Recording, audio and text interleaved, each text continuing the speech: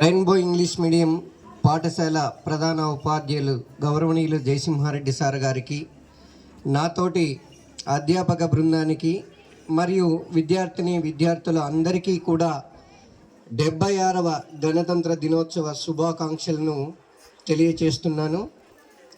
అయితే ముఖ్యంగా మనిషికి ఆత్మ అనేది ఉంటుంది.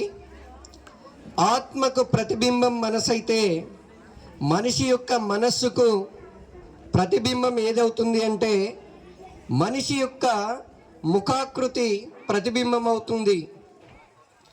భారత స్వాతంత్ర ఉద్యమ నాయకులు దాదాపు 200 సంవత్సరాలు బ్రిటిష్ వారికి వ్యతిరేకంగా పోరాడి స్వాతంత్రాన్ని సంపాదిస్తే, అయితే భారతదేశ పాలనా వ్యవస్థను గాడిలోకి పెట్టడానికి డాక్టర్ బాబా సాహెబ్ అంబేద్కర్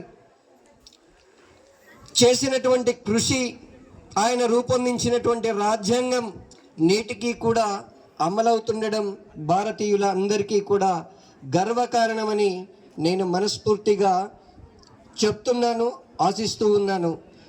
భారత రాజ్యాంగం సూచించినటువంటి విధంగా రాబోయేటటువంటి కేంద్ర రాష్ట్ర ప్రభుత్వాలు కూడా పాలనను సమర్థవంతంగా నిర్వహించాలని ఆశిస్తూ జై హింద్, జై భారత్.